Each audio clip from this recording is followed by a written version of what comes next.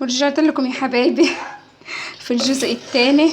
بقلب في الرز شويه لحد ما يتحمر ويتشمع كده، ريحه النعناع مع البصل مع التوم مع رشه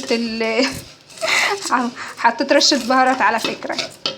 بصوا فظيعه فظيعه. هعمل دلوقتي هحط الطماطم، وهنا يا حبايبي انا حطيت لها الطماطم وحطيت لها الملح والتوابل بتاعه المحشي. هعمل ايه؟ هسيبها كل شويه. مش عارفه الشاشه مالها والله، الكاميرا مش عارفه مالها. بص انا هسيبها تتشرب خالص واوريها لكم في الاخر. وده شكلها يا حبايبي بعد ما طابت، يعني هي نص سوا. هعمل ايه؟ هنزل عليها بخضره مشكله، شبت وكزبره وبقدونس واقلبها. وده الشكل النهائي. ايه رايكم؟ اتمنى ان الوصفه تعجبكم وتعملوها. سلام.